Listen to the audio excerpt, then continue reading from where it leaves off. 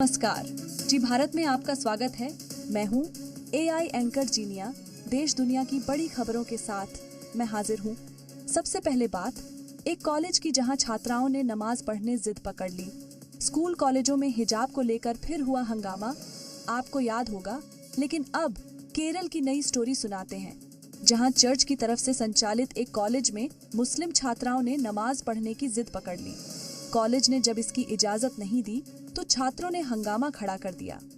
आपको बता दें कि ये केरल मुवत्तुपुझा के पास एक चर्च के संचालित कॉलेज परिसर यानी निर्मला कॉलेज की तस्वीरें हैं, जहां मुस्लिम छात्र अलग से नमाज पढ़ने के लिए कमरे की मांग कर रहे थे। ये मांग कॉलेज प्रिंसिपल जस्टिन कन्नडन ने खारिज कर दी। वैसे दावा किया जा रहा है कि यह विवाद उस समय शुरू हुआ जब गैर शिक्षण कर्मचारियों ने कुछ छात्राओं को कॉलेज के एक कमरे में जुमे की नमाज अदा करने से रोका था। छात्रों ने इस मामले में प्रिंसिपल से माफी की मांग की थी। सवाल है कि क्या एक बार फिर शिक्षा के मंदिर में धर्म के नाम पर क्या भड़काने की साजिश रची जा रही है। पहले बंगाल, फिर झारखंड और धीरे धीरे बिहार, यूपी, ये 4 ऐसे राज्य हैं जहां से लगातार बांग्लादेश के रास्ते अवैध घुसपैठ की शिकायत सामने आती है। बिहार के किशनगंज में लैंड जिहाद का खुलासा होने के बाद जी मीडिया की टीम लोगों का दर्द जानने के लिए पहुंची। बिहार का किशनगंज इन दिनों जमीन जिहाद का केंद्र बन गया है। किशनगंज के आंकड़ों को देखें तो पूरे जिले में जहां भी हिंदू कम संख्या में हैं, वहां जमीन जिहाद अनेक रूपों में सामने आ रहा है।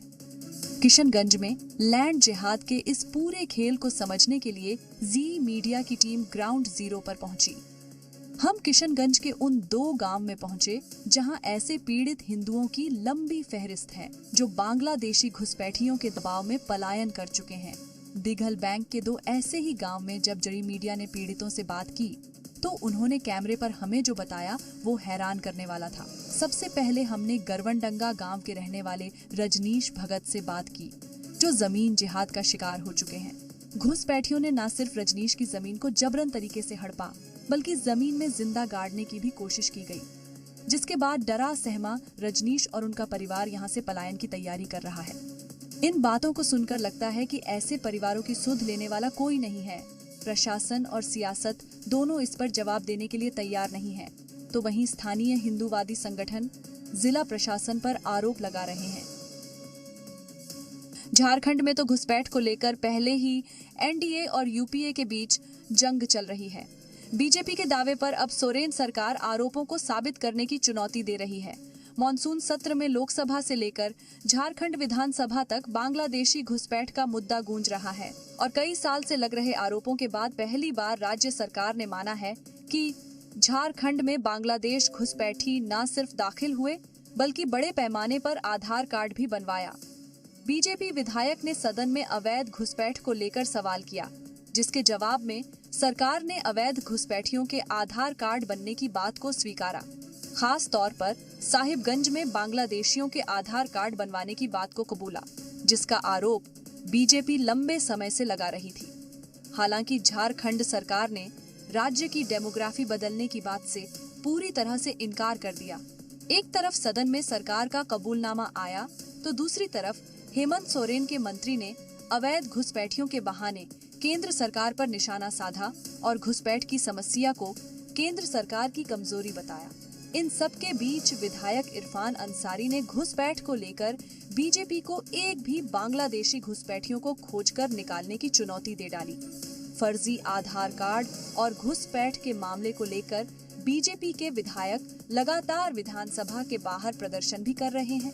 हंगामे की वजह से कई बार झारखंड विधानसभा की कार्यवाही को भी स्थगित करना पड़ा और अब विधानसभा चुनाव से ठीक पहले बीजेपी को एक नया सियासी मुद्दा मिल गया है। कांग्रेस नेता अधीर रंजन ने पश्चिम बंगाल के अध्यक्ष पद से इस्तीफा तो दे दिया, लेकिन वो पार्टी आलाकमान से खासे नाराज दिख रहे हैं। कांग्रेस के सीनियर नेता अधीर रंजन चौधरी पार्टी से नाराज चल रहे हैं।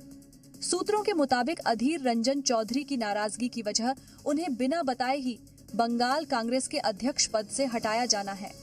उन्होंने कहा कि हाल ही में हुई बैठक में उन्हें पूर्व अध्यक्ष कहकर संबोधित किया गया, जो उनके लिए काफी चौंकाना वाला था। अधीर रंजन चौधरी के इस्तीफे के बाद प्रदेश में अध्यक्ष पद की जिम्मेदारी कौन संभालेगा, ये अभी तक ये साफ नहीं हो पाया है। अधीर साल 1999 से देश की लोकसभा में बंगाल की बहरामपुर लोकसभा क्षेत्र का नेतृत्व कर रहे थे, लेकिन हाल ही में हुए लोकसभा चुनाव में उन्हें टीएमसी प्रत्याशी यूसुफ पठान से कड़ी शिकस्त झेलनी पड़ी। मध्य प्रदेश में मोहन सरकार ने मदरसों पर बड़ा एक्शन लिया है। सरकार के निर्देश के बाद सूबे में 56 मदरसों की मान्यता रद्द कर दी गई। एमपी में मदरसों पर ताबड़तोड़ एक्शन। कई मदरसों की मान्यता रद्द तो कई मदरसे सरकार के निशाने पर हैं।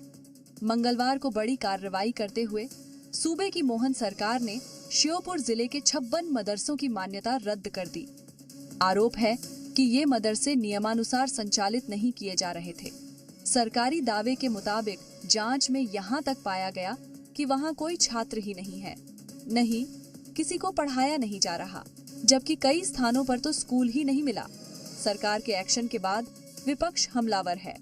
दरअसल सरकार जिन संस्थाओं को अनुदान दे रही है वो क्या काम कर रही है, इसकी जांच की जा रही है।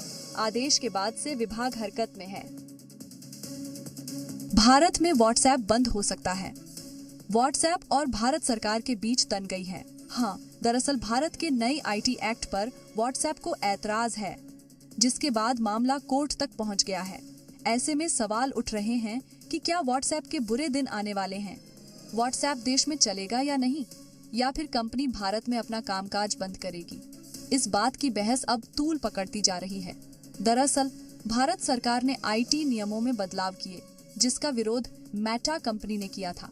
सरकार का कहना है कि किसी मैसेज को ट्रेस करने का कोई मैकेनिज्म होना ही चाहिए। वहीं व्हाट्सएप ने कोर्ट में दलील दी कि आईटी नियम 2021 एन्क्रिप्शन के साथ यूजर्स की गोपनीयता को कमजोर करता है। वहीं सरकार की दलील है कि बिना सोर्स का पता लगाए फर्जी मैसेज को रोकने में दिक्कत होगी। जवाब में व्हाट्सएप ने कहा कि दुनिया में कहीं और ऐसा कोई नियम ही नहीं है। सरकार की दलील है कि प्लेटफॉर्म की यूजर्स के प्रति जवाबदेह होना चाहिए। वहीं कंपनी का कहना है कि करोड़ों मैसेज वर्षों तक स्टोर करना होगा। भारत में 84% मोबाइल यूजर्स के फोन में व्हाट्सएप है। वहीं दूसरे नंबर पर फेसबुक मैसेंजर आता है, जिसे सिर्फ 3% यूजर्स ही इस्तेमाल करते हैं, और तीसरे नंबर पर आता है टेलीग्राम, जो 44% यूजर्स के फोन में डाउनलोड है। वायनाड में लैंडस्लाइड से सैकड़ों लोगों की मौत हो गई। कई लोग लापता हैं। सेना के साथ साथ स्थानीय लोग भी वायनाड में लगातार बचाव के काम में जुटे हैं। लेकिन सवाल ये उठ रहे हैं कि अचानक वायनाड कैसे डूब गया। अब जरा इन तस्वीरों को देखिए। चारों तरफ पानी ही पानी, जहां तक भी नजरें जाती हैं पानी ही पानी भरा नजर आ रहा है। इस बीच जी मीडिया की टीम भी मौके पर लगातार बनी हुई है और इलाके में आई तबाही का एक अपडेट दे रही है। जलवायु में परिवर्तन अचानक आई तबाही की सबसे बड़ी वजह है, ये वैज्ञानिक पहले ही कह चुके हैं। भारत में मौसम विज्ञान विभाग के अनुसार त्रिशूर, पलक्कड़, कोझिकोड, वायनाड, कन्नूर, मलप्पुरम और एर्नाकुलम जिलों में कई स्वचालित मौसम केंद्रों में 19 से 35 सेंटीमीटर के बीच बारिश दर्ज की गई। वैज्ञानिकों के मुताबिक अरब सागर में तापमान बढ़ने से घने बादल बन रहे हैं, जिसके कारण केरल में कम समय में भारी बारिश हो रही है और भूस्खलन होने का खतरा बढ़ रहा है। दिल्ली के राजेंद्र नगर में कोचिंग के बेसमेंट में पानी भरने की घटना के बाद प्रशासन अलर्ट है और शहर दर शहर रियलिटी चेक कर रही है। दिल्ली के राजेंद्र नगर में कोचिंग कांड के बाद शासन और प्रशासन जाग गए हैं और जगह जगह ऐसे कोचिंग सेंटरों पर कार्रवाई हो रही है जहां सेंटरर्स बेसमेंट में चल रहे हैं। ये वीडियो दिल्ली के डीडीयू नगर का है, जब प्रशासन की टीम पहुंची, मौके का जायजा लिया और बेसमेंट में चल रहे कोचिंग सेंटर को सील कर दिया। बेसमेंट में चल रहे कोचिंग सेंटर पर हो रही कार्रवाई से संचालकों में हड़कंप मचा है। ये वीडियो दिल्ली से सटे नोएडा का है, जब नियमों के विरुद्ध बेसमेंट में चल रहे क्लासरूम पर सील की मुहर लग गई, जिसमें आकाश कोचिंग सेंटर भी शामिल है। जी मीडिया की टीम भी ऐसे कोचिंग सेंटरों का लगातार रियलिटी चेक कर रही है। यूपी के अलीगढ़ में ऐसे ही एक कोचिंग सेंटर पर इंतजाम का जायजा लिया। प्राइवेट सेक्टर में नौकरी की चाह रखने वाले युवाओं के लिए बुरी खबर है। ईपीएफओ यानी कर्मचारी भविष्य निधि संगठन के ताजा डेटा के मुताबिक वित्त वर्ष 2023-24 में पिछले साल के मुकाबले निजी क्षेत्र में 7 लाख नौकरियां घट गईं। बीते 5 साल में नौकरियों में सबसे बड़ी गिरावट आई है।